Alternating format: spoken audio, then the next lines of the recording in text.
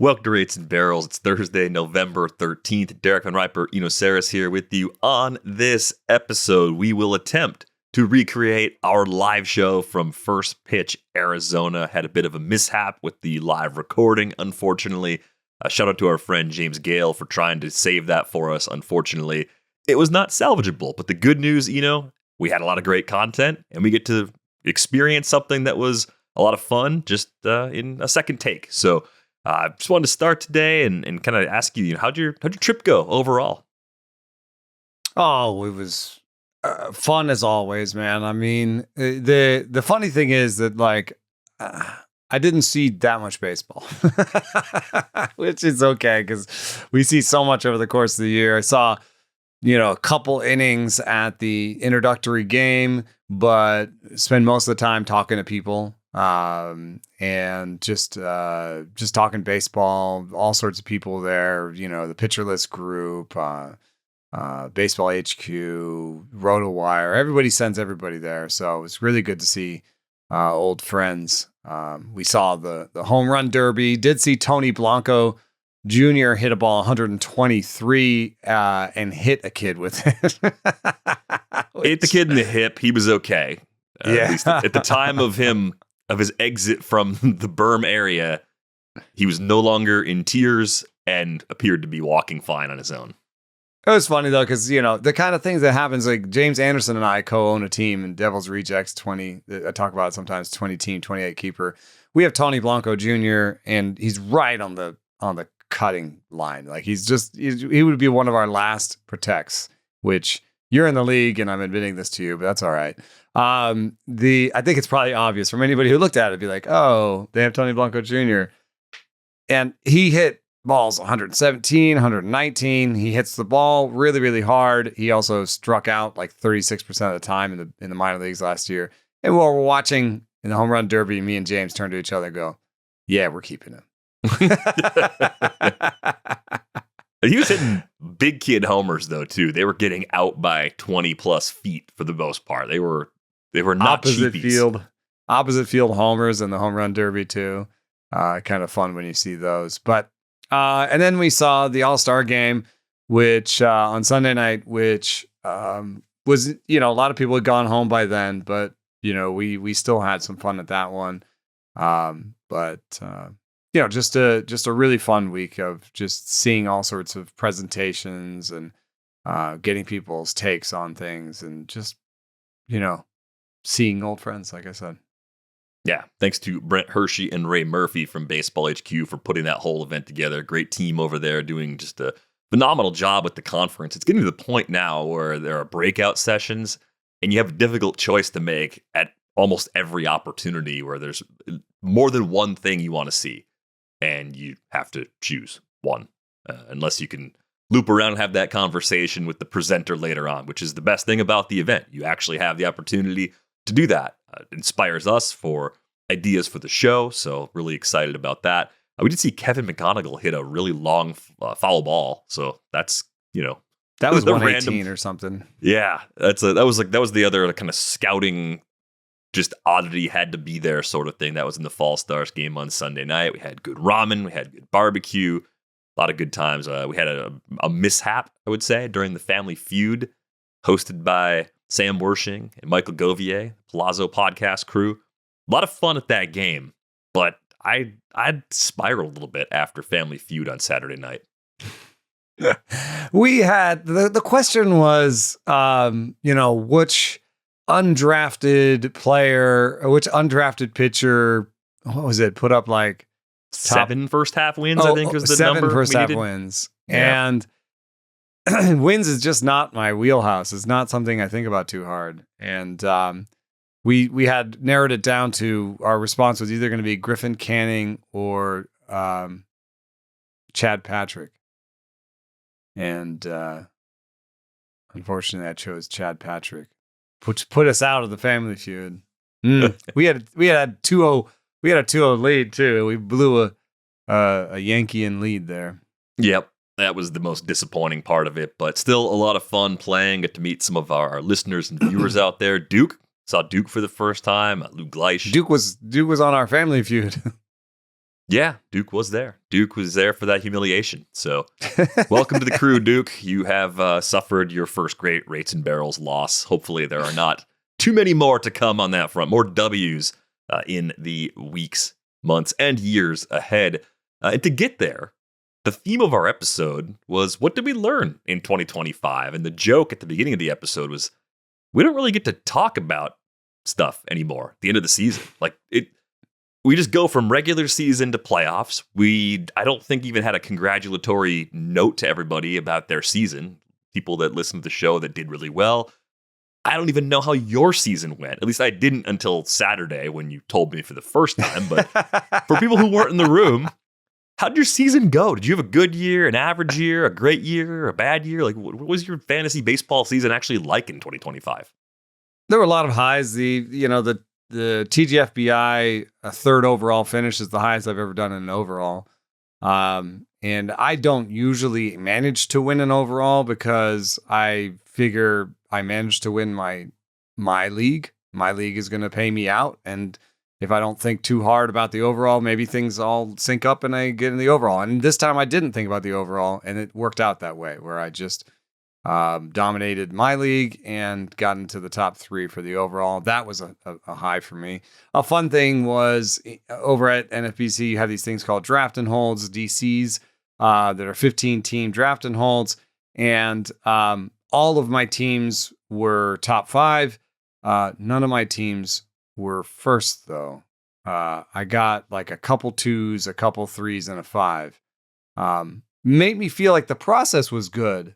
And, when I went and looked at my results, which someone challenged me to do while we were hanging around drinking beers at the event, was that I led all of my leagues in at-bats.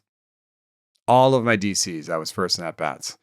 So I think that the process is good there. And the question is, if I just re-rack that process, shouldn't I win? The other question is, do I need to pick different stars? Because maybe I just picked a bunch of guys who were okay. So, there's something to tweak there, but overall pretty good. My average finish on the year was 4th out of 15. So, it's a good year. It's a pretty typical year with some highs and some lows. I continue, and I finally won the head-to-head Fangraphs Autonew League. So, that took a while. I had to overtake Robert Sanchez, who is one of the best Autonew players there is. And now you've joined that league, so you get to fetch with me about Robert Sanchez and all the things he does to be so good. But so definitely I would call it a good year. But I want to push it into a great year. So I'm hoping that there's like a couple little tweaks I can throw on there. All right, we're going to dig into some of those here in just a few minutes. My season, I think, would be similarly in the good, not great sort of level. I think my best year was the year that I moved out to California. I think it was 2021. Before you had a child. Yeah, actually, no, it was the year I drafted while I was in California. It would have been 2022. So it was the year where I had an abundance of free time, and it was glorious, man. But I also had a lot of Aaron Judge in a year where there was a slight discount on Aaron Judge, and then did a lot of other things right around that. By comparison, this year, staff keeper league that I run from the RotoWire days called Maki. I won that again this year. That was great. Jeff Good won the AL only keeper league that I co-managed with him, but I'm saying Jeff won it because Jeff did it. Jeff did the work. So I don't count that as a title for me. I count that as a title for Jeff, even though my name was on the paper. Second to Ryan Bloomfield, our friend from Baseball HQ in mixed labor. Had a couple of okay, not great teams on the NFBC platform. But yeah, just kind of in that, like, teams were pretty competitive for the most part, but didn't have 5 or 6 titles out of 12 leagues or something like that, which to me, that's sort of like your great league, your higher end outcome, but still a lot of fun playing over the course of the year. And the main thing we do is we look into, what could we do better, right? So you were talking about maybe having different stars. I think if you're leading your league in plate appearances, you're at least identifying a core of extremely stable, skilled players, because you have to maintain a certain level of production to keep playing time. And you're also probably doing well with in-season roster management. You're not missing a lot of Monday and Friday lineup changes, right? You're staying on top of injury news and platoons and things. Like that to me is a good hustle metric, I'd say. Like if you're doing that, you're staying on top of things at the level you need to have a lot of success. And I would say multiple finishes all inside the top 5 and 15 team leagues. That's definitely like good. That's success. We don't have to be championship or bust in terms of whether or not it was a good year. But one thing that I know you continued to do is take a balanced approach with your pitching, right? You want to get a little pitching early, really do well in the middle. We define that really as like parts 21 to 40 in your rankings, because historically that group produces a lot of excess value. A lot of the guys you see going much earlier, like top 10 pitchers the following year, came out of that 20 to 40 bucket. Yeah, I mean, this is actually a little bit of a tweak for me, because what I've been mostly doing is attacking the beginning and then the end of pitching. And the reason I do that is I figure like I want to have 2 studs, and then I feel like I can just identify, late sleepers, and that's my winning strategy. What I have found is that sometimes I end up light on pitching, and there is this adage that you can turn a strength into a weakness by relying on it too much, right? And so my new strategy is to attack the beginning, the middle, and the end, all 3, in a way that should produce better outcomes. When you talk about those pitchers that are ranked 20 to 40, in 2024 they created 10 top 25 pitchers, and that's Chris Sale, Shota, Bryce Miller, Hunter Green, Sonny Gray, Dylan Cease. They're just a lot of great players. And then 2025, that same grouping produced 7 top 25 pitchers. I did the same thing for hitters in 2025, and I found 3 top 25 hitters that were ranked 20 through 40. Mm-hmm. So if you can get twice the return from this sort of middle ranked pitcher, maybe you shouldn't be, zigging and trying to accrue a bunch of these hitters when there is value in mid-level pitching. And, so this year, we've got my earliest rankings up, and this is just a look at kind of 20 through 40. And I think one of the things that stands out is there's a hype 7. And the hype 7 this year is starts with Yuri Perez. There's Jacob Misiorowski, Cam Schlittler, Nolan McLean, Trey Yesavage, Tatsuya Imai, and Emmett Sheehan and Chase Burns round out the hype 7 this year. They're all in this 20 to 40 because I think each of them has a little bit of flaws. We'll get to those later in a would you rather. But for now, I'll just say I want one of those guys because I want in on the hype train, but I don't want to pay the Bobby Miller price. So ideally, I get one of the hype 7 after I have 1 or 2 aces in hand. Maybe instead of having 2 top 15 guys, I get 1 top 15 guy, a hype 7 guy, and then a boring dude in the 20 through 40. There's some really interesting boring dudes up here. Ryan Pepio, Kevin Gossman, Shane Bieber, Nathan Eovaldi. These are high floor dudes who've done it consistently year over year. And they are all in this sort of 20 to 40, and they won't get like a, hey man, nice pick in the chat, room. But I do believe that, that sort of yo-yo approach could work there. So maybe I just get an ace. I get a hype 7 guy. I've already put this into place. My first DC, I got Cam Schlittler as my hype 7 guy. I forget who my ace was. Your ace from that draft on Saturday. Let's see. Yes. Was it Brian Wu? No. Sanchez? Christopher Sanchez? You had an early draft position. You were picking at the beginning of the order, like second or third, right? Yeah. So it's someone from the 2-3 turn? My ace is Hunter Brown. Hunter Brown. That's a little more of an Eno ace than Brian Wu would have been. But by doing this, I got Hunter Brown, Cam Schlittler, Drew Rasmussen, and Ryan Pepio.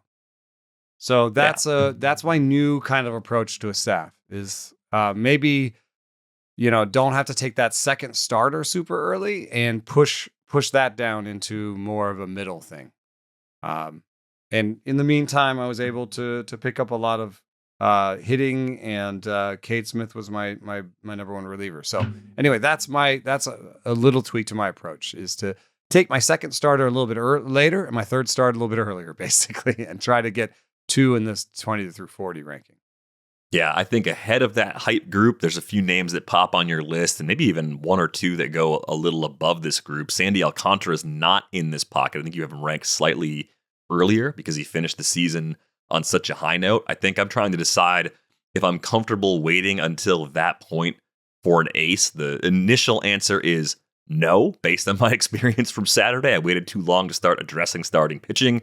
Took 4 hitters and a closer in the first 5 picks, and then started building a staff, and felt like I was playing catch up and had to aggressively pursue a few different pitchers that maybe weren't ideal fits on the same roster. But I like Sandy. I like Yuri Perez, who's part of that hype 7. I think Dylan Cease, because he's shown this high level of variance throughout his career. We know the strikeout floor is really high. There's a good chance he can bounce back and actually be a little bit undervalued again this year. He seems like a player that I'm always into coming off of the relatively disappointing seasons, and someone I back away from coming off of the good ones when the price ticks back up, which is fine. Well, he's probably giving you some profit. Yeah, and I'm just trying not to get caught holding the bag with the 4.5 ERA season, when he's a 3rd round pick. Like that's my main goal. And I think there's a guy we disagree about who's also not part of this cluster, Spencer Strider. And my guess is, based on how you feel about Strider, he's not above this group. He's actually ranked below the top 40 right now. Yeah, I mean, just my theory of the case is that usually, according to research and according to the past, what you find with Tommy John guys is they come back with the stuff and they don't come back with the command. So I'd, in some ways, rather have Sandy Alcantara, because as Sandy came back with the stuff and didn't come back with the command, and by the end of the season started showing the command and started showing who he could be again. Spencer Strider didn't come back with the stuff. So I don't know what I want from him going forward. I mean, if you add command to what he has, he can be a mid-level guy, but I just don't know if he's going to be a top-level guy anymore. So that's my theory of the case for Spencer Strider. One thing, looking at this now, I think there could be a really excellent, fun, risky strategy of Dylan Cease and Yuri Perez as your top 2 starters. Yeah, I think you could do that. And there was something that came up in one of the presentations. Mike Mager, one of the really good high stakes players out there, was having his season broken down by Swervo Steve, who built the fantasy app that you've mentioned before, where you can look at the roster builds and the categorical distributions for any entry into the NFBC, which is really fascinating if you play in those leagues, and maybe even instructive a little bit even if you don't, because you can start to see some of the tendencies and patterns of some of the most successful players, not necessarily go in and just copy it player by player, but to think about structure and how to build a team and where value comes from in a rotisserie league over the course of the season. But one of the points Mike made is something that I've thought about, and it slips my mind too often. You have to identify which pitchers are plus in whip, and which ones are plus in ERA, and which ones actually lag a little bit in those categories, because all of those different combinations exist. Like, some guys are great at both, right? Those are aces. Some guys are bad at both. Those guys are terrible. You're going to stream them. Some are high ERA, low whip, and some are low ERA, high whip. And that might depend on the defense behind really them, or home run rate. Or that a lot. I think about like good pitchers or bad pitchers, and yet, you mentioned this a lot. Fromber or Logan Webb, they can be really good pitchers, but their whip might not be great. And their whip is not as great as others because of their ground ball guys. Yeah, so I'm trying to be more hyper aware of how the pieces on my pitching staff fit together. And maybe that's at each 2 or 3 pitchers, making sure that if I swing a little bit one way where it's low ERA, high whip with one pick, then I'm getting that back later on. And I was trying to think about, Cease off the top of my head. He's clearly a guy that has those high ERA fluctuations. 2 of the last 3 seasons in the 4.5 range. And Eury might be like him because Eury has a bit of a homer issue. Right. So if you do put them together, you have to adjust accordingly. I think with Cease, the ratios tend to go up and down together. With Eury, I think it's elite whip, possible fluctuations in ERA. So you just got to make sure that you're not missing that part of the projection as part of your overall rotisserie build. So just something that I thought was particularly interesting because it's there. It's something we should be thinking about because it's not a counting stat. It's a ratio. It tends to slip through the cracks a little bit, at least for me, maybe for a few other people too.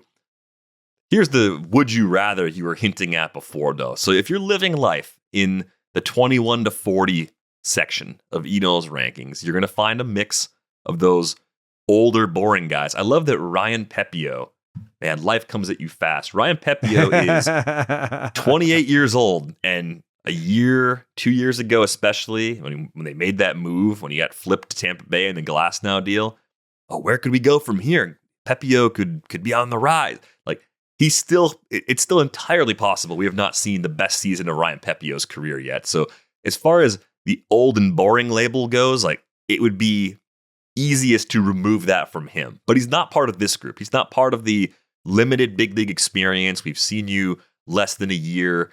Maybe you've got top end stuff and can be a Cy Young contender someday, or maybe your command is so wobbly that you are actually going to be a high leverage reliever in the not so distant future, right? So we'll call them the high ceiling starting pitchers.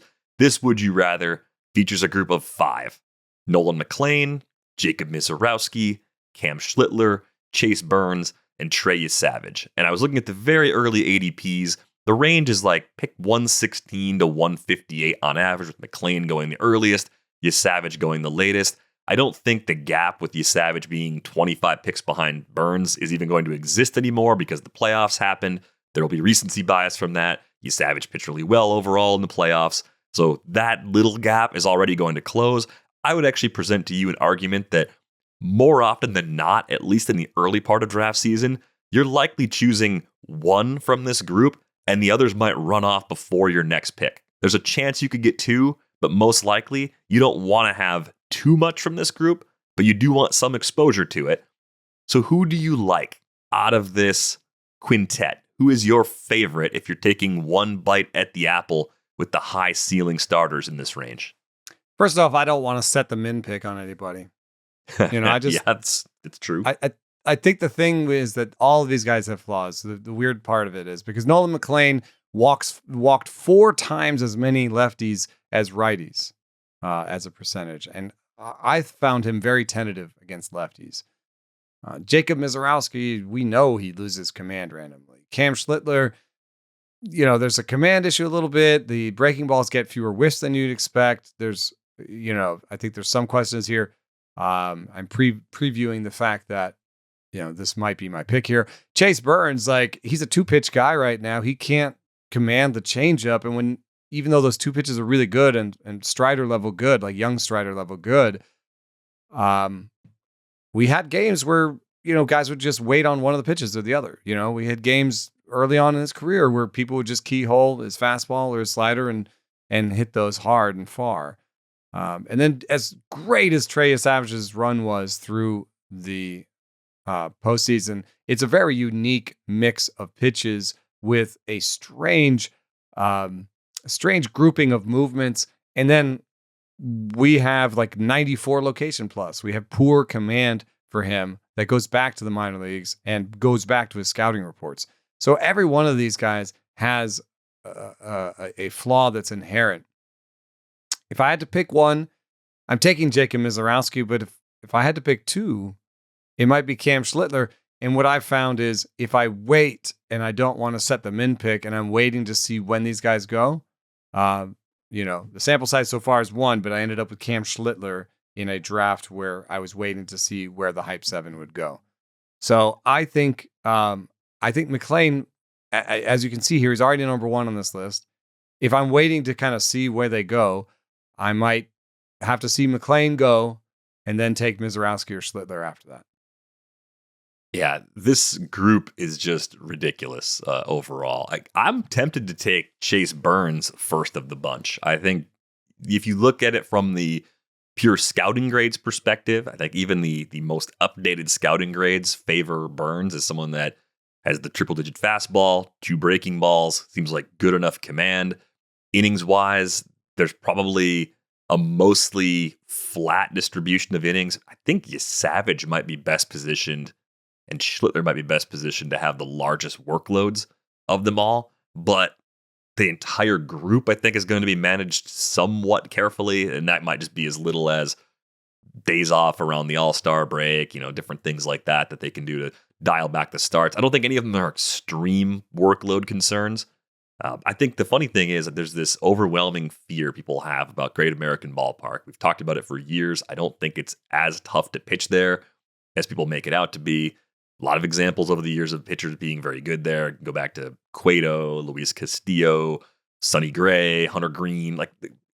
It boosts homers, but it also reduces your batting average on balls in play, I think, on fly balls, because the outfield is an easier space to cover because it's smaller, right? So you do get something back in that sort of trade-off. So the more I think about this group, the more I'm looking at Chase Burns as probably my initial favorite. I think Misiorowski a close second.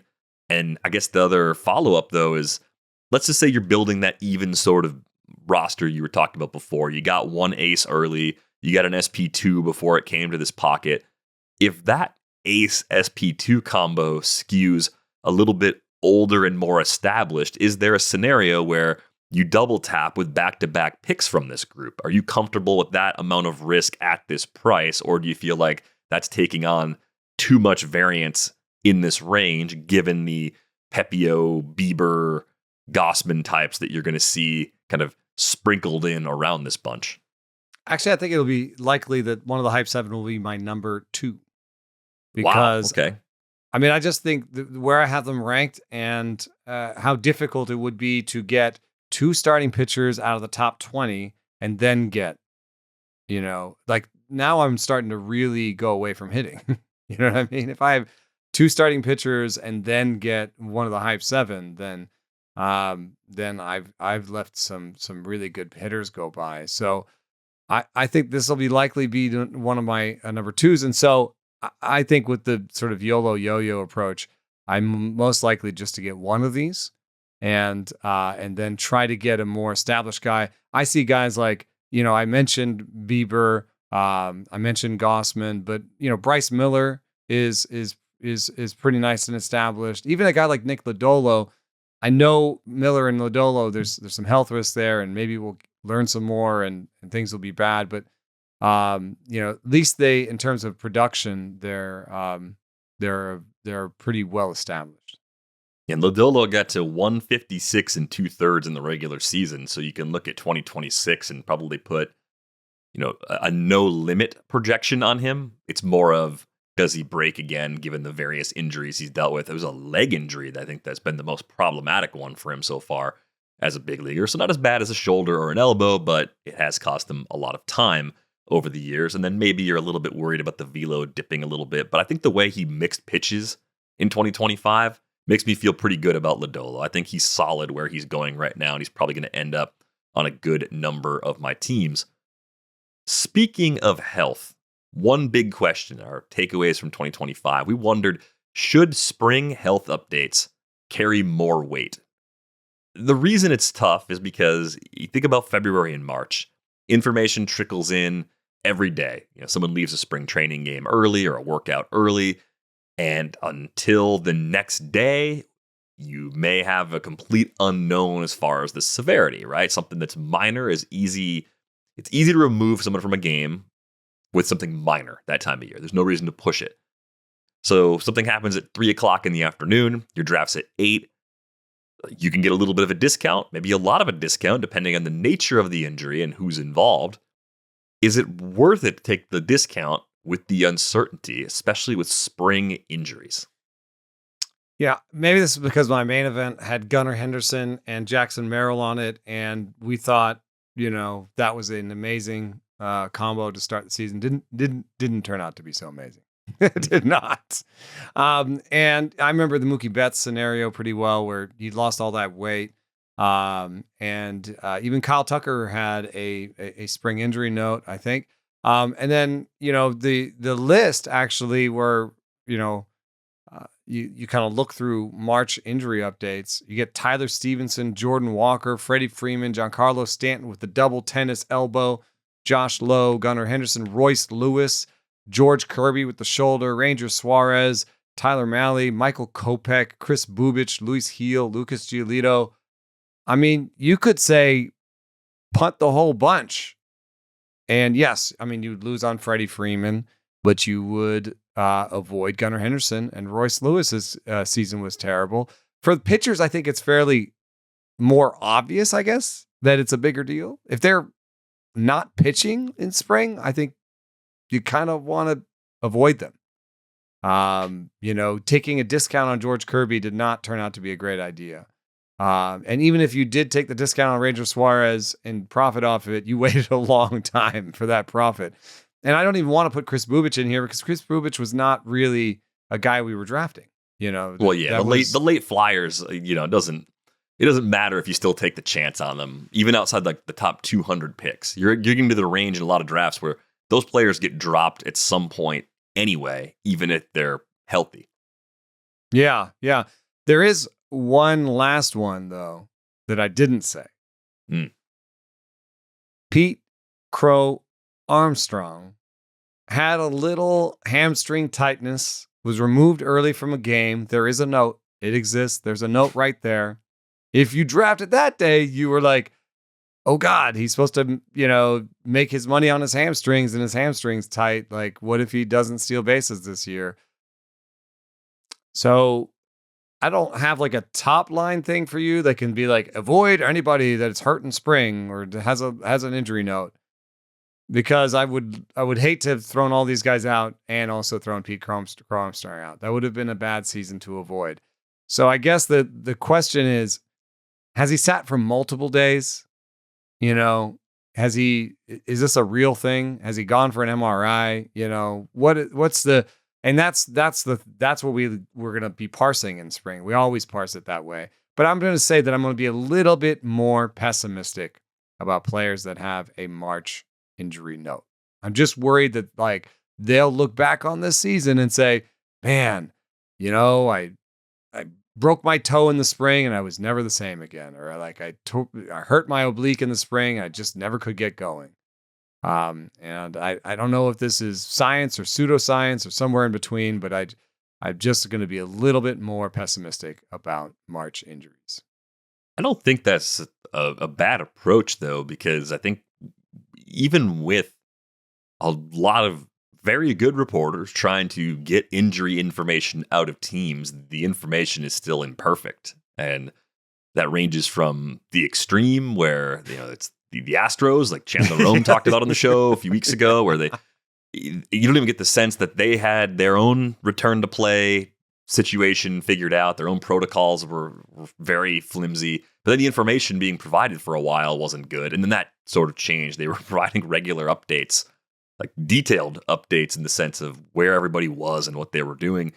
But along the way, especially in the spring, I just think you're going to get very, very flimsy information for the most part league-wide. And I think the earlier you're talking about, the Gunnar Henderson one is the one that stands out in my head is, yeah, you got a slight discount. You got a 3 to 5 pick discount probably compared to his ADP, but you were passing on other guys that had $25 projections and that weren't no known health trouble. And I think it's going to find you eventually.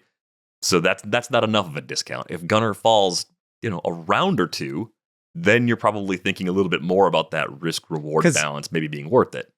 Devers did fall almost a round. Right, because of the shoulders, right? And Devers wasn't as bad of an investment. Ended up being all right. Even with his was more of a timing thing than a physical problem thing, but it would have been so hard in that moment to believe that the shoulders weren't still a problem. Since he didn't have surgery, He was delayed. You thought, oh no, like this is still bugging him. This An is off headed season towards of, surgery, of yeah. rest and training didn't fix this problem, so it's going to linger and bug him all season. Devers' season was weird for a bunch of other reasons, but the health of his shoulders actually were less of a concern than we thought they'd be going into the year. Looking forward, there's a bunch of guys that are in a few different buckets right now. So on the pitching side, Spencer Schwellenbach, since we spoke on Saturday, actually got the pain-free follow-up news item. That came out on Wednesday. He had a small fracture in his elbow. He was starting to play catch at the end of the season.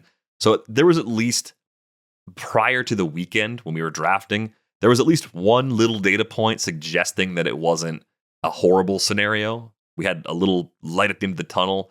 Now, here on November 13th, I would imagine people are going to start nudging Schwellenbach up their boards because he can progress through a regular offseason and not have that cloud of uncertainty hanging over him. But that's not the case for Josh Hader.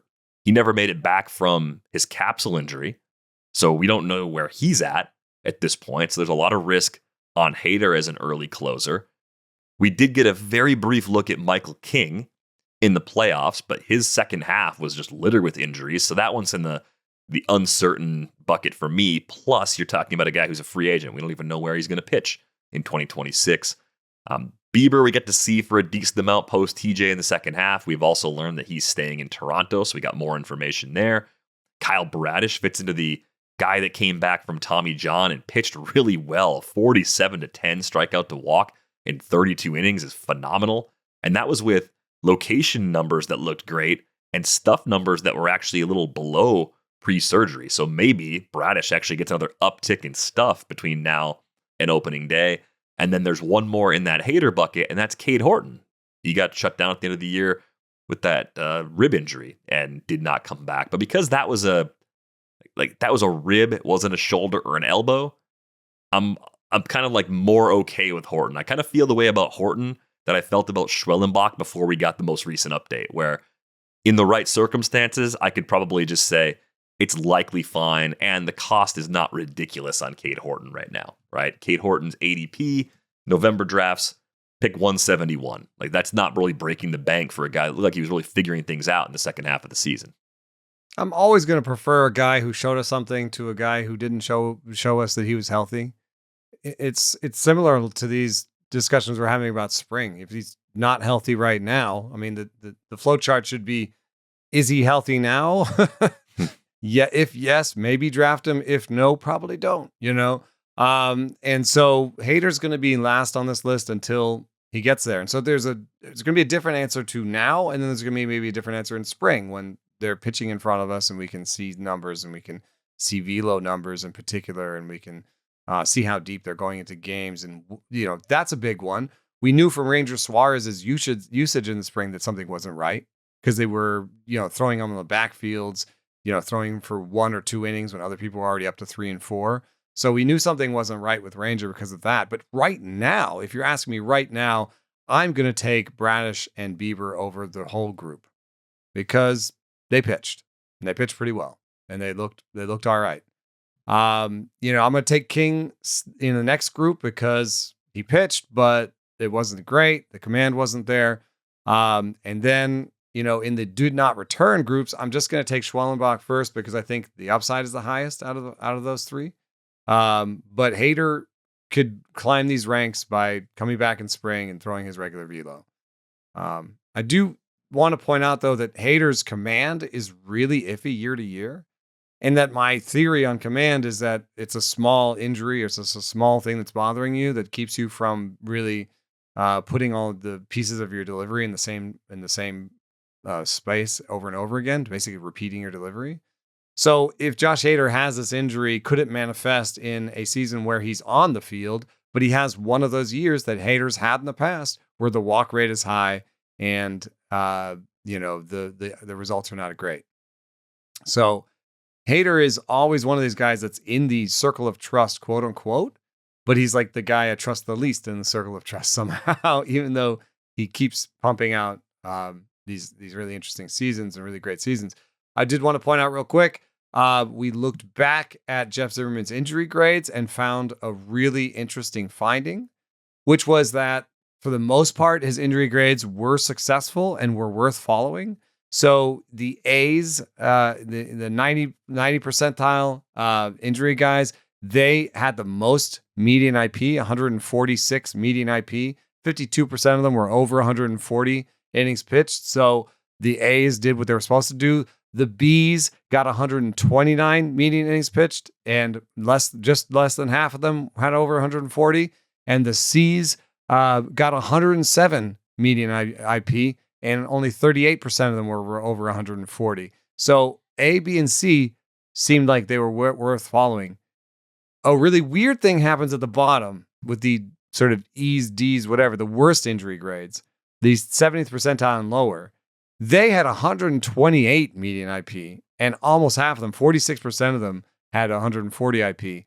So the way I read this is it's still worth ranking guys A, B, C, and so on. And you do want to get the A's. They do give you more innings pitched in general, but you don't want to totally avoid the guys who were hurt last year. Yeah, because those guys who were hurt last year, they're going to be the 70th, 60th, 70th percentile. What I would say is if we could break those down into people who had pitched, already, if there was a way to sort of parse between the really bad and the bad, maybe there's some work to be done there. But I would say just generally do take some shots on really bad injury projections, because some of them are just going to put together, they finally got healthy type seasons. Yeah, and I think it's going to be variable depending on your format. So if you're drafting right now, you're part of the draft and hold crowd, the 50-round leagues.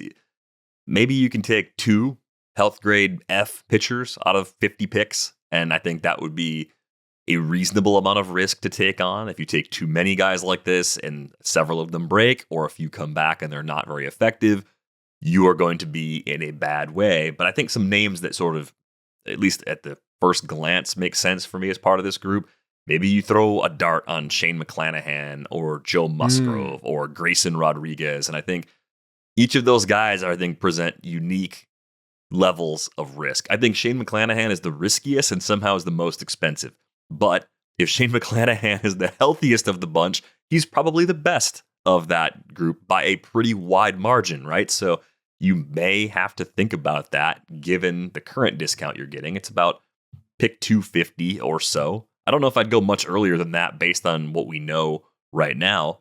Musgrove's been a long time, so we've seen him pitch in a game. Rodriguez, I think of the 3, is supposed to have the most normal offseason that we know about. So that's probably, of the trio, the guy that I'm most comfortable with, right around the pick 300 range right now. Every good update on Grayson Rodriguez is going to bump that up a few rounds. He's not going to be a pick 300 guy in March. Not a chance in the world. There's a chance he's a pick 150 guy by the time we get to March, because there'll be data points of him throwing and adding new pitches or adding velocity and then pitching in spring training. If it all goes to script, as each of those things happen, you're just going to pay a little bit more and a little bit more. But there's a talent aspect to this. The extremely poor health grade guys that keep getting chances probably had really high levels of performance prior to their catastrophic injuries. It was sort of like taking the flyer on Brandon Woodruff last year. And I think that made more sense in leagues with IL spots than in non-IL spots, but most people that listen to our show play in leagues with IL spots. So you do have to think about how you manage that part of your roster too. Like where could that stash actually pay off for you in the form of high quality innings, even if it's a half season's worth or less, depending on the timeline for their return. Yeah, on the hitter side, it's a little bit harder for me because I would kind of just assume that all these guys are going to come back and be good this year.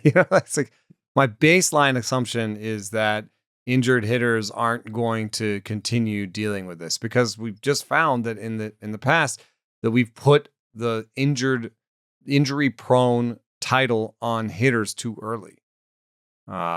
And so Yordan Alvarez, Austin Riley, Jackson Merrill, Jordan Westberg, Matt McLean, Marcus Semien. I mean, in this draft and hold I just took, I have Jackson Merrill, Matt McLean, and Marcus Semien. Yeah, your risk tolerance seems to be greater when it comes to position players. And I think that's probably... Oh, and Yordan Alvarez. Yeah, you got Alvarez too? Yeah. Yeah, I ended up with Jordan on that team as well. The way I was building it, I had a shot at Merrill that I would have taken it if I'd already had a pitcher on the roster at the time, but I didn't. I had to go pitching where Merrill was going. I think that was late round 5 of my draft. But there's not really anybody's injury history on that group that scares me away completely. I think the prices are sort of reflective of skills concerns, age in the case of Marcus Semien. I mean, Semien's injury this year, he fouled the ball off his foot and broke a metatarsal. That's fluky. I mean, that seems like every Jordan Westberg injury, too. Yeah, the Westberg injury history is pretty fluky. I guess McLean, because there was a shoulder surgery that cost him a lot of time, that's not too far in the rearview mirror. Like, there's probably the greatest bigger picture concern about McLean, and there's probably also the most uncertainty around his skills, too, of the bunch. But he's going late enough where I don't have a problem with Matt McLean as a rebound candidate this year. I think you can probably justify that pretty easily. With Semien, the question would be, even before he got hurt, it was another tick down in terms of the slash line performance. Yeah. 230, 305, 364, all numbers that dipped from where they were even in 2024, which was a downturn from the year before that, right? Like, it's just sort of like cumulative wear and tear and just general skills erosion. He's 35 years old. I mean, middle infielders at 35 usually do lose something. The best counterpoint to that would be, hey, look what George Springer just did. I know the batted ball types aren't the same, but the late 30s rebounds do happen sometimes, and in the right circumstances, and second base is kind of a bleep show as you move to the later stages of your draft, there might be a case to take that chance on Marcus Semien as a last year's underachiever that comes back and gives you something good. Oh, yeah. And by the way, the price is just plummeting. No one's excited about it. Yeah, no one's excited about it. And the price is pretty low on McLean, too. What I've found is if you don't get Jazz, I think, it's fine to wait, because I got McLean in the 13th and Semien in the 16th. Oh, get the double. Nice. I mean, yes, it's a risky thing. I will probably need one more, close to the majors or in the majors second baseman to feel good about this draft and hold. But at least I got 2 of them. If I get another shortstop, then I can cover MI from the shortstop. You know what I mean? Like, I don't hate it. I hate second base as a position, but I don't hate this solution to it. It's both guys could go 20-20 this year pretty easily. They may not have the best batting average. But to get those guys in the 13th and 16th, I feel okay about it. A lot of these guys also played at the end of the year, so you're just asking them to have a normal offseason, which they maybe didn't have in the past, and be helpful, be ready for the beginning of next season. So I think I will. I think I have a little bit of that in me, which is like the pitcher thing, which is, did you finish the season on the field? Then I feel a little bit better about you. There's sort of a built-in post-hype sleeper formula for me every year. Like, get a few on the roster. Get 2 or 3 guys that were hyped, that underperformed or were hurt the year before, and make sure you get them at a discount, because there was a reason people liked them before, and sometimes it just takes health or another year of experience for things to click. And they weren't foolproof across the board. There were some misses in this group for sure, but the big hits on the post-hype sleeper side, I mean, Vinny Pasquantino getting further removed from shoulder surgery, looked like the player we expected him to be before he got hurt. Jackson Holliday played a lot more like the guy that was the number 1 prospect in baseball than he did when he debuted in 2024. Next one hurts. Michael Garcia. Yeah, we were a big fan of him going into 2024. He did okay. And sometimes you just have to be like, I'm not taking him off my list because he did okay. All the things I liked are still there. I saw a greater possibility of a bench role and stayed away. They were moving him the around price was low. In the spring. They were like playing him in center. I didn't like that. Yep. So I read that situation incorrectly. That was a huge hit. The league that Jeff Good won with my name on it had Michael Garcia because Jeff Good ran it and I didn't. That's exactly right.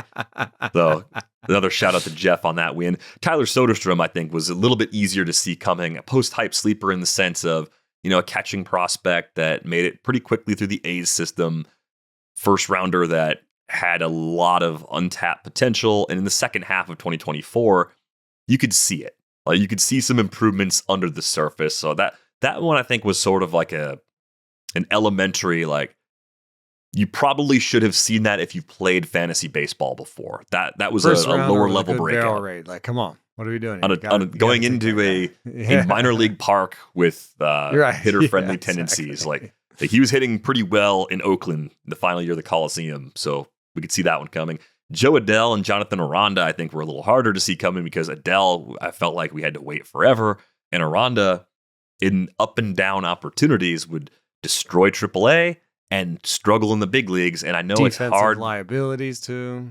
No fit, yeah, no clear defensive fit. And I know it's hard to hit the ground running in the big leagues when your playing time is not assured on a daily basis. But there were skills that made sense. But so many guys like Aranda just never have the season that he just had in 2025. Yeah, and on the misses side, you got Ezekiel Tovar, Logan O'Hoppe, Mason Wynn, Christian Encarnacion Strand, Garrett Mitchell, Nolan Jones. We don't have necessarily the time to go through why each of these missed. Some of these, you'll actually see on our next slide. We'll just go right back onto the post-hype sleepers of this year. They just stay there, yeah. Like I think you have Tovar on this one. Yeah, he's at pick 240 right now in early ADP. Simple reasons why I like him. Like we've talked for a long time about the aggressiveness of his approach, right? The high O swing, chasing everything is generally not good and sustainable for the long haul, but Ezekiel Tovar is not old. I'm not thinking about 4 or 5 years down the road. I'm thinking about 2026. He's going to hit high in the lineup. He's a great defender at short. He's going to play every day. He gets half his games in Coors. That ballpark will mask some of his offensive flaws. So at that point, he's an easy MI for me, or a number 2 shortstop, however you want to label him. I think he can return $18 to $20 worth of value outside the top 200, which is a really nice pick to have sitting there. Yeah, your next one, Kobe Mayo, I think actually is a little bit like the Tyler Soderstrom situation, where you're talking about a guy that was a high pick. They got a little bit of a chance. It's a decent stadium. But I wanted to add that from my other presentation, which was about bat speed metrics, I presented something that Jeff Zimmerman has. I put it on the in the Discord, which is a swing metric comps based on bat speed, tilt, and body position and contact. Kobe Mayo's contact is not great. But his comps hit 240 with a 330 OBP and a 430 plus slugging, and all hit 24 homers on average. So do you want a 240 hitter with 24? And I would say 24 plus. There's a plus sign on that with that good bat speed, that good tilt. One of the guys that comes up repeatedly as a comp is Brandon Lau. Always been underrated as a hitter. Cal Raleigh shows up. Cal Raleigh 2025 shows up as a comp. Roman Anthony shows up as a comp. Matt Olson shows up as a comp. So the swing comps are good for Mayo, and that's probably not even why you put him on the list. I just think it's a clear runway to a lot of playing time. My built-in expectation is that we are rapidly approaching a non-tender of Ryan Mountcastle. And once that happens, you think about the way catcher, first base, and DH line up for the Orioles: Adley Rutschman, Samuel Basayo, and Kobe Mayo. And even if they keep Mountcastle, I don't think they have to play him. They could just make him a bench bat at this stage. He'd be an expensive bench bat, but you're getting a couple discounted guys with the other players I mentioned in that group. So it's 4 players for 3 spots right now. It could be 3 for 3 in a month or less. The deadline, I think, is early December. I think that's low-hanging fruit right now. I think Kobe Mayo is someone they need to just let play, and we're going to get easy power, probably a solid batting average, and maybe even, is he going to run a little bit? We've got like long tail speed in the minors. I think the most he ever had in a season was like 11 steals way back in 2021. So maybe that's the one part you're not getting. 6, that's not 0, Yeah. He had 3 in 85 games in the big leagues last year. So it's at least not the lumbering first baseman that gives you nothing in that category too. So a little bit of everything, but mostly power and run production with a better runway to playing time in 2026 for Kobe Mayo.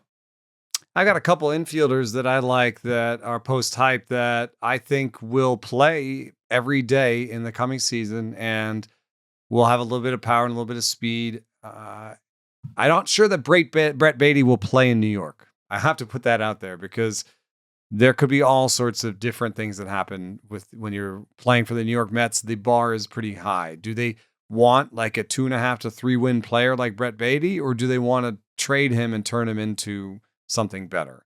But when I look at Beatty versus Mark Vientos or Beatty versus Luis Angel Acuna or any of their sort of current chances in the middle infield and at second base and third base, Brett Beatty has the better glove out of most of them when paired with the bat. So if you want somebody who can be above average with the bat and the glove, Brett Beatty's your guy. So if it's third or if it's second or if it's a different team, he's playing. You can see the graph on here if you're looking on YouTube.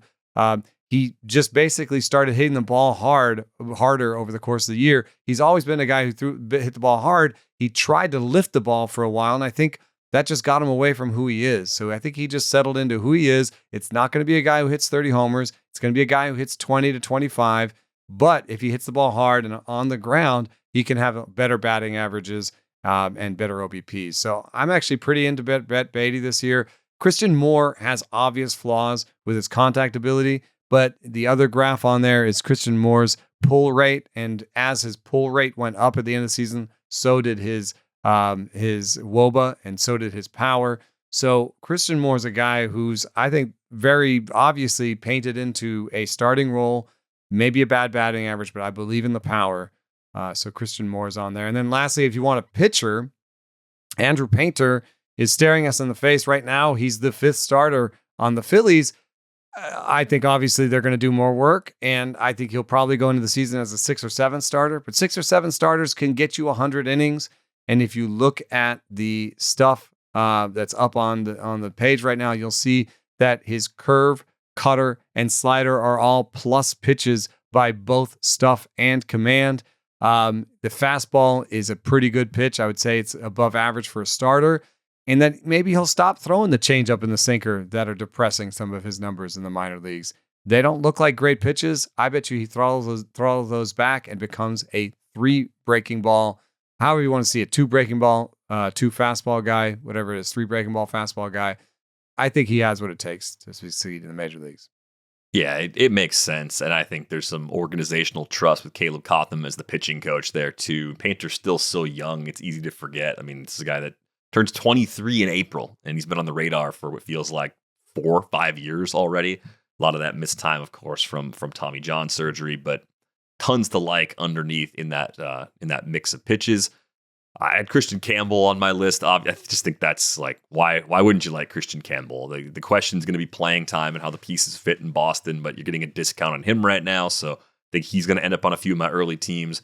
Jordan Lawler, I just can't quit. At this point, I'm just going to keep being wrong on Jordan Lawler. I know the swing and miss. Jordan Lawler, center fielder after they trade Alek Thomas.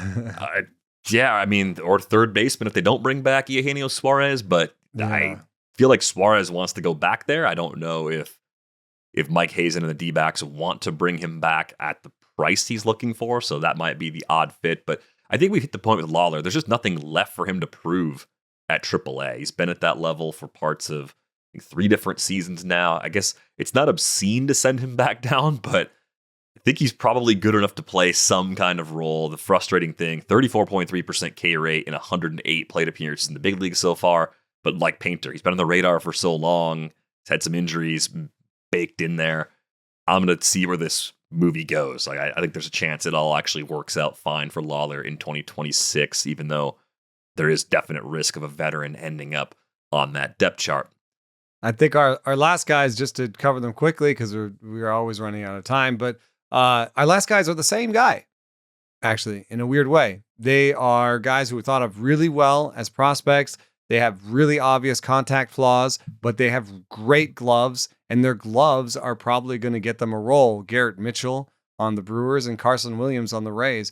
Yes, you can complain about their adjustment process or their strikeout rate or whatever it is, but at the places that they're going, which are super late in drafts, they represent kind of, I don't know, toolsy, but like, guys with power and speed and glove that these types do click. you do sometimes turn these guys into studs, and they will be studs. They'll either be studs or nothing. But it 400 plus is their ADP. And I think I like Carson Wentz a little bit better because I think that they need him at shortstop. Taylor Walls, I guess, could be their shortstop if it doesn't work out, but I just kind of see them sticking Carson Williams in at short and giving a full year to figure it out. Yeah, if I'm only taking one bite at the apple with those two, Carson Williams does make more sense than Mitchell because Mitchell's injury history is just brutal. I mean, got hurt diving back to a bag. He's had shoulder surgery among multiple other injuries. But the reason why I'm still holding out hope is that if he doesn't play in Milwaukee, if they don't see him as part of their big side platoon in center field, someone else in this league will want to take that chance. And the reason I believe that is we're talking about a guy that's played 141 big league games, 443 plate appearances. So not even as many plate appearances you'd ordinarily get with that many games. He's been worth 3.3 WAR.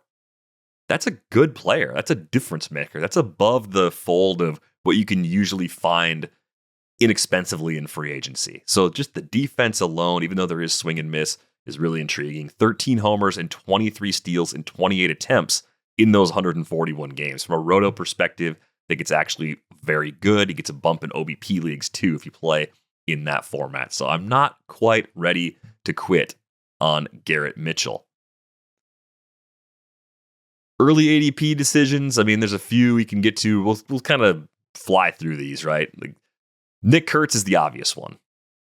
Nick Kurtz is hanging around the first round. And I think the first thing you're going to notice if you run the auction calculator is that Nick Kurtz comes out way lower than a first rounder. But the reason is the Steamer playing time input right now is light. 493 plate appearances. He had 49 as a rookie last year. Nick Kurtz is going to get 600 plate appearances if he's. I don't understand that number at all. I think it's just maybe it's like a placeholder input. I'm not sure exactly what it is. I think the case could be made that Nick Kurtz is already a top 15 player because if you look at rookie performances, WRC plus, I went back, I think, as far as 2000 for any rookie season. Only Aaron Judge had a better WRC plus as a rookie at 174 than what Nick Kurtz just turned in 2025 with the 170. If you go down the list, the ones that are relative duds behind him have nothing in common with him. I mean, Jose Abreu's next. He had a great career, and I still think Nick Kurtz is going to have a better career. I mean, the easiest way to prove that is Jose Abreu was an old guy coming over from Cuba at that point. He wasn't a 24-year-old. You know what I mean? If you could time travel and get Jose Abreu as a 24-year-old, maybe he would have some excellent top 15 seasons. So, but comparing to Jose Abreu doesn't make a lot of sense. Comparing to Mike Trout makes some sense. They doesn't have the speed. It's not maybe generational in terms of an all-around player. But as a bat, I think you can still say that there's a lot in common. In fact, there's swings. The swing that Nick Kurtz uses is the swing that Aaron Judge uses, is the swing that Shohei Ohtani uses, is the swing that Mike Trout uses. It's a high tilt, let the ball travel, hit the low ball really, really far. You can go down to, I mean, the other names on this list are Albert Pujols, Ryan Braun, Julio Rodriguez. I think those are absolutely names that you can compare them to. When you get to the real duds, Johnny Gomes and Austin Kearns, I just don't think you have anything you don't have anything in common. There's 30 points of WRC plus. This is the swing here. This is Shohei Ohtani and Nick Kurtz. And I mean, those things. Austin Kearns is not on this list. Austin Kearns' swing did not look like that. And they're also 30 points of WRC plus between them at that point when you get down to the bottom of the list. I mean, another way of saying it is, we've got this thing from MLB Pipeline that said, here's every position player who's won a Silver Slugger as a rookie. And I'm going to leave the catchers out. They're fine. Benito Santiago, I love that dude. But other than and Mike Piazza, okay. But other than the catchers, Nomar Garciaparra, Ichiro Suzuki, Albert Pujols, Mike Trout, Jose Abreu, Corey Seager, Aaron Judge, Julio Rodriguez, Gunnar Henderson, Jackson Merrill, and Nick Kurtz. I think there was a buy low on Jackson Merrill snuck in there too, just sort of like inadvertently. Yeah, I'm buying Jackson Merrill this year too. His spring injury, the hamstring, I think is why he didn't run much. He, I think, was stealing a base and suffered a concussion because there was a throw down to second base where ball into glove as his head approached glove, and that was fluky, and hopefully that is a non-issue for him going forward. But yeah, I could definitely see Merrill bouncing back. And the more I look at Nick Kurtz, the more I think I might actually have to take him in the early part of round 2 or the late part of round 1, at least in one of my builds. Like, I think there's enough there to like where you can actually justify that price. But if you're wondering why the auction calculator value is lagging right now, it's the playing time projection is too light. If you adjust that up, he looks a little bit more like someone that belongs up in that space. And I think by the historical numbers we're looking at, he looks like he might belong in that space too. The other early guys, real quick, just a few that people seem to like a lot more than at least both of us do. I think we're split on Spencer Strider, but Brice Turang, talked about him when he added the power during the season, going around pick 60 right now. There's a few ways he could end up making value, right? If the power dips back down a little bit, then he could steal more bases again and end up being fine. It's the highest price we've ever seen on him. I'm very, very hesitant to believe that we get everything across the board, that all 5 categories come back from Brice Turang here in 2026. Yeah, I think it just seems, and also he didn't steal the 50 bag. So if the power comes back down to earth and he's a 10-20 guy, then you might. I just think the risk of sort of a Bryson Stott type season is out there, right? And I don't want to take away from what he did. It was an excellent season, but the way that he got to that extra power was by swinging closer to his max, and you just don't know what that means for health outcomes. Is that a sustainable way to do things? We've talked about how pitching closer to max does lead to worse health outcomes. Next on the list is another player that I kind of like, Augustin Ramírez. He's a catcher who runs. I love that. There are just some aspects like, okay, he's not a great defensive catcher. And that, like, you're like, so what, dude? He can be their DH. Well, okay, let's say he's their DH. Let's say Joe Mack, who's in AAA, who is one of their other top prospects, becomes their catcher. And they move Augustin Ramírez to DH. Well, Augustin Ramírez is a right-hander who's projected to have a 106 WRC plus and had a 91 WRC plus last year. If he has like a 100 WRC plus overall, you would expect him to be below average against righties. Now, do you want to start a below average DH against righties? So I just think that there's some risk baked into Augustin Ramírez that people aren't really fully appreciating when they look at the steals on draft day. Yeah, he's going around pick 75 right now. Earliest pick 61, latest pick 85. But what are the catcher would you rathers around there? I mean, there's good catchers around him there. This whole cluster is priced up coming off of great years. Hunter Goodman, Ben Rice, Augustin Ramírez, and then there's a 20-pick gap before you get to Drake Baldwin, Salvador Perez, and Will Smith. Like, I kind of like the why is last Will 3 Smith and more. All the way down there? I don't know. And I know when you hold out for one particular player, someone else could swoop in. But you have backup plans to your backup plans. Trio, that second trio seems fine to me. I just don't think you're really losing a whole lot off that bunch. I think the argument against Baldwin would be that Atlanta keeps Sean Murphy and his playing time just stays a little bit down relative to the others. I guess I could buy that if they're trying to just keep both of them fresh. But man, like Drake Baldwin looks like a great hitter. So I could see Baldwin being better than Goodman, Rice, and Ramírez, even though all 3 are currently being drafted ahead of him. The one we're split on has to be Spencer Strider. So you seem like you're not as convinced by what we saw at the end of the year from Strider. From a stuff perspective, I looked at Strider and thought he started to make the adjustment he's probably going to have to kind of put into the equation for all of 2026 and beyond, where he's throwing the 4-seamer less. But the thing that's also kind of sitting there in the back of my head is a quote that was in one of the stories David O'Brien wrote at The Athletic late in the year. Strider mentioned having pitched 13 months straight as a part of the rehab process and then going into the season. And it really sounds like that late season blip. It was about 3 starts where his ratios just got completely hammered. That might have just been hitting a physical wall. And I think it was after that is when he started to make the adjustment, throwing a few more curveballs and changeups at the expense of the 4-seamer. So I don't know if there's like multiple paths to Strider and of finding the next level or getting back to the previous one. But I do think the fact that we saw him go to those secondaries a bit more often late in the year is the first indicator I wanted of him realizing that 4-seamer slider combo that was making him very good probably isn't going to bring him all the way back to that previous level.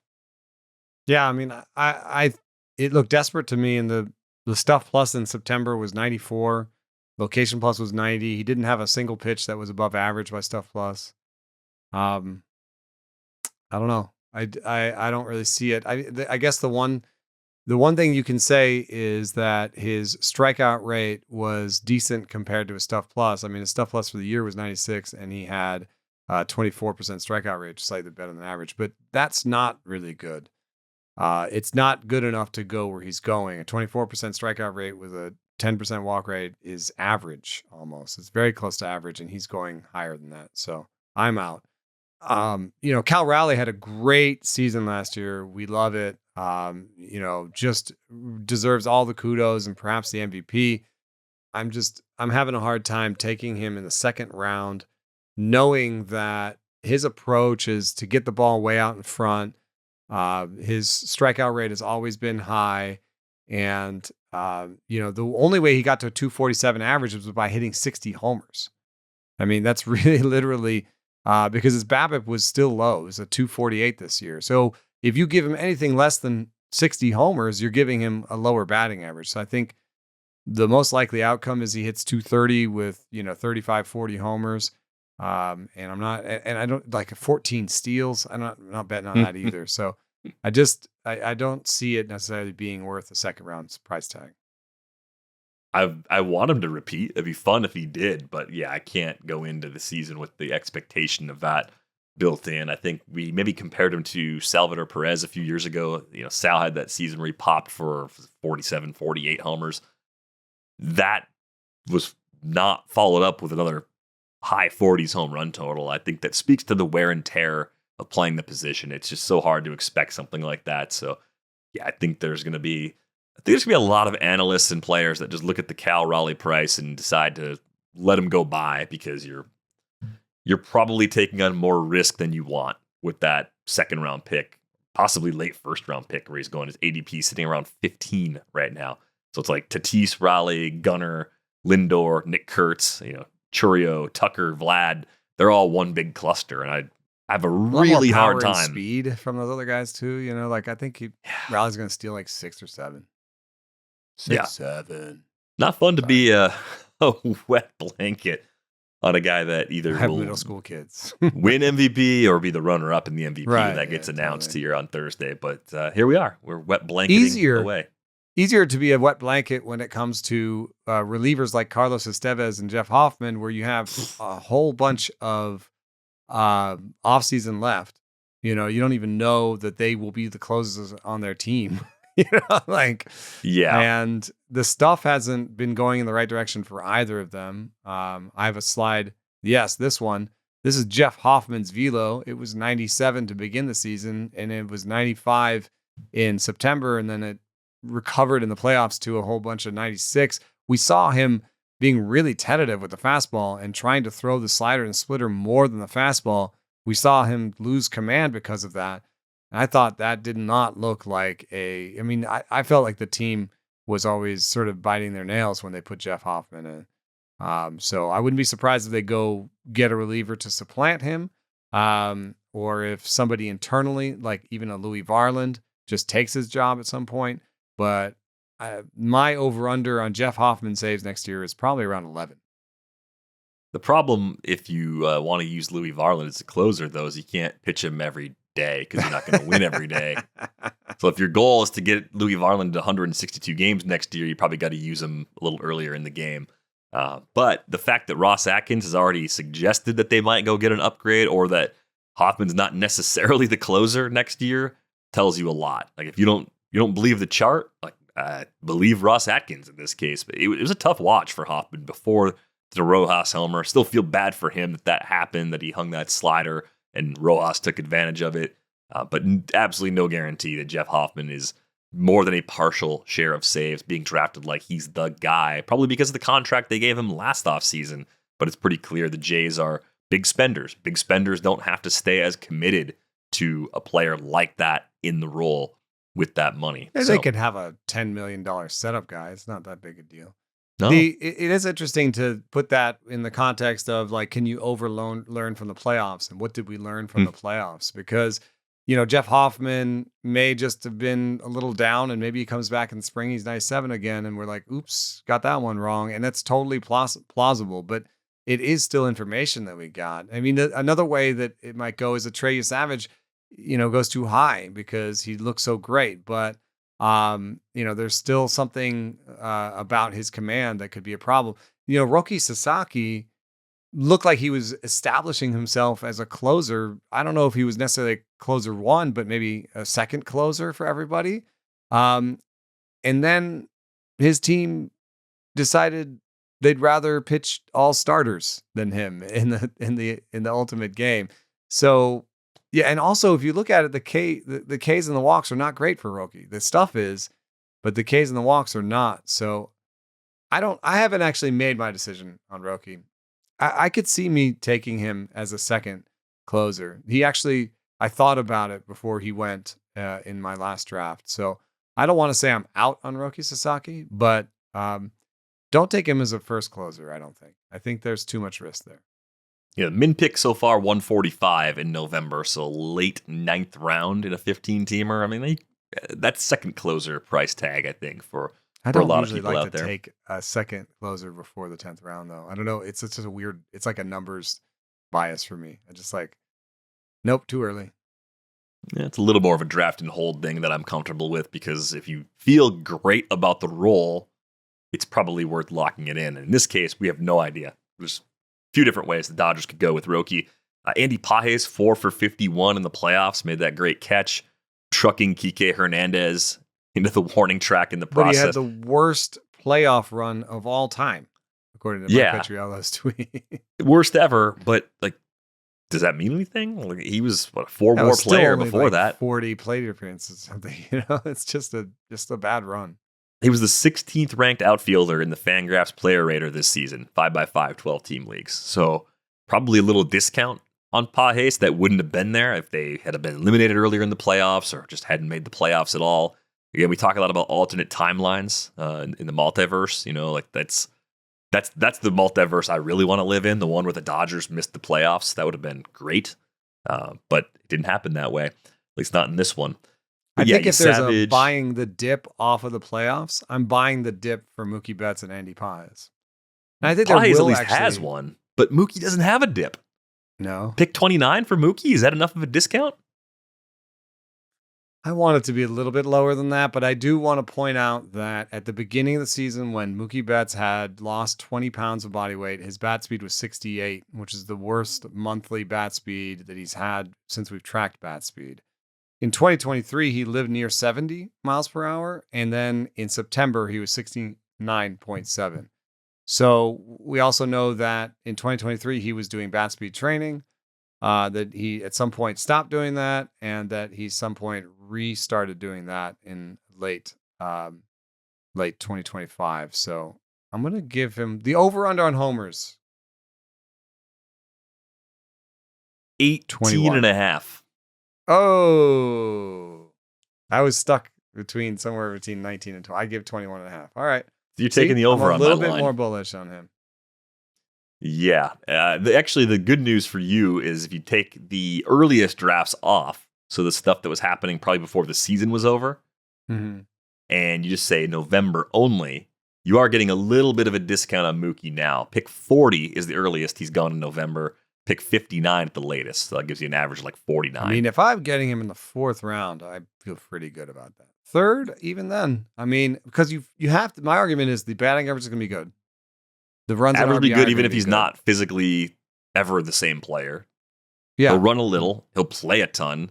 And I got to put this on the tape. I believe more in Mookie's defense, like holding up at short. Probably I don't know if me he's going to be the same me. guy. He's Like, more than me, I think.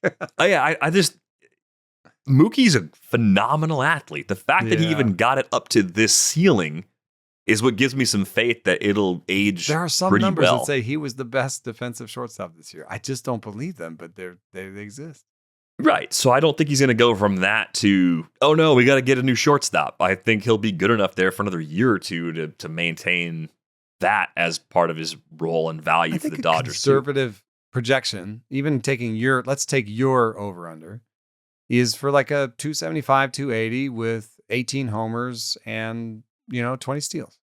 And a boatload of runs and RBIs. Like just as many as you could reasonably project. Give me some Mookie bats, man. Especially if it's 4th round. 3rd round, it depends on, if I got a pitcher, what kind of pitcher I wanted, what's dropping around me.